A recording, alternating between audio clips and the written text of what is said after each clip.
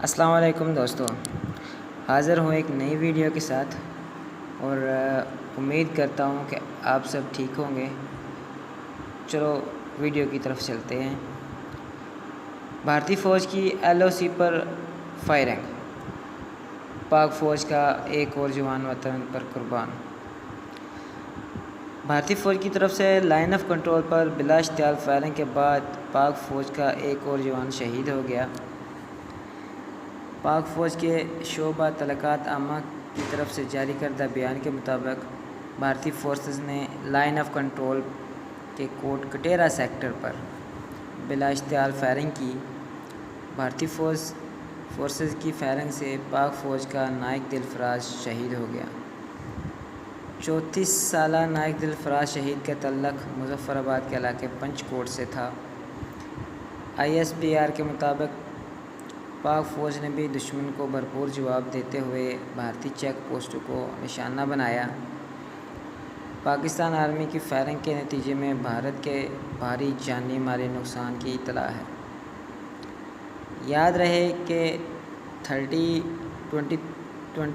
ستمبر کو بھی ISPR کی طرف سے بتایا گیا تھا کہ لائن آف کنٹرول پر بھارتی فوج کی فائرنگ سے پاک فوج کے 2 جوان جام شہادت نوش کر گئے۔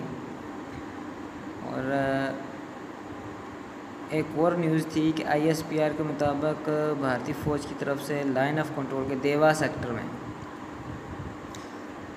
جنگ بندی کے معاہدے کی خلاف ورزی کی گئی اور فائرنگ کے تبادلے میں 29 سالہ سپاہی نور الحسن اور 25 سالہ وسیم علی جام شہادت نوش کر گئے۔ یہ تو ہو گیا ISPR کی طرف سے۔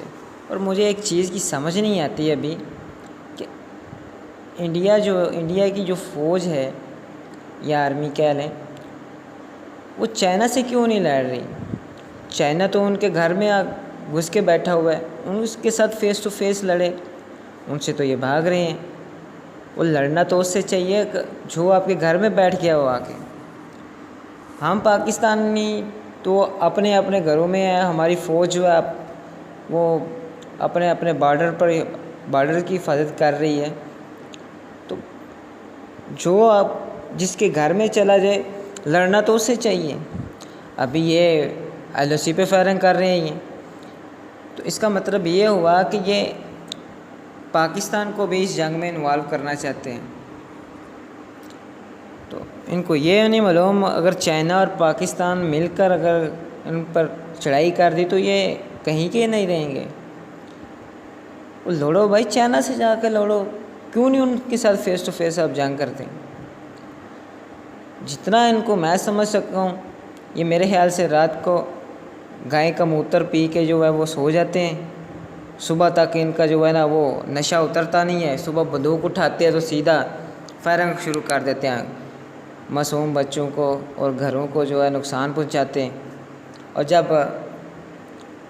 ہماری آرمی جو ہے وہ اس کا جواب دیتی ہے تو یہ دم دبا کے بھاگ جاتے ہیں، کھڑے بھی نہیں ہوتے۔